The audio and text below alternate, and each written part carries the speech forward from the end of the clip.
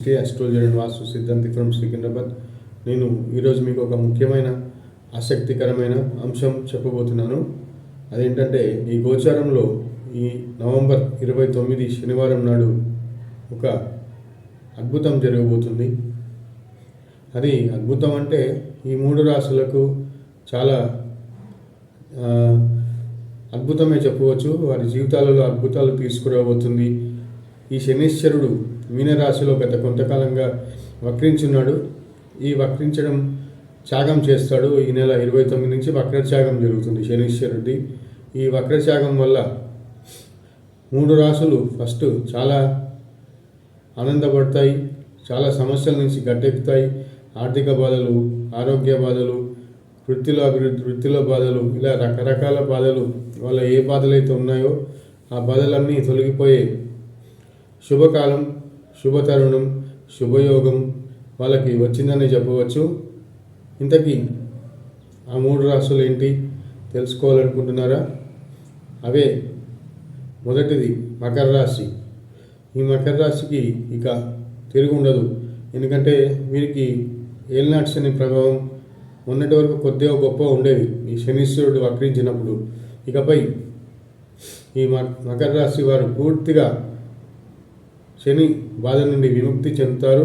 వీరికి ఏలినాటి శని అనేది ఇక పూర్తిగా విముక్తి లభిస్తుంది. ఏలినాటి శని నుంచి వీరి కష్టాలు, వీరి సమస్యలు, వీరి బాధలు అన్నీ గట్టెక్కిస్తాయి.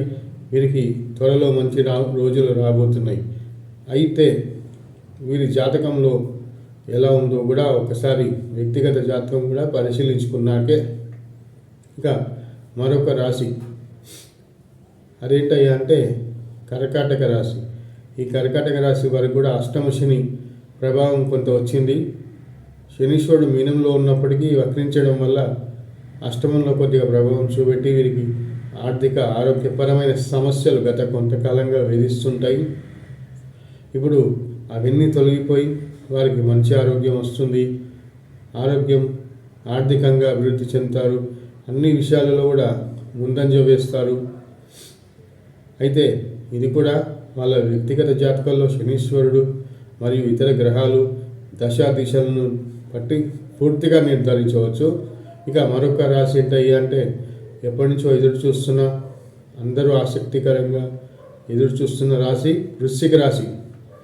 ఈ వృశ్చిక రాశి వారికి కూడా అర్ధాష్టమ శని ప్రభావం ఈ నవంబర్ 29తో పూర్తిగా తొలగిపోతుంది.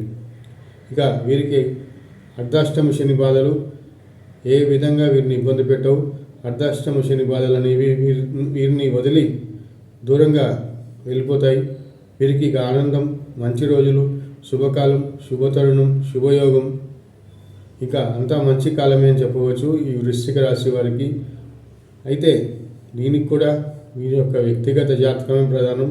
వీరి యొక్క వ్యక్తిగత జాతకాల్లో ఏ దోషం లేకుండా శనీశ్వరుడు మంచి స్థానంలో ఉంటే, ఇప్పుడు నడిచే దశ అంతర్దశ కూడా యోగకరంగా ఉంటే వీరికి 100% అన్నీ మంచిగా జరుగుతాయి.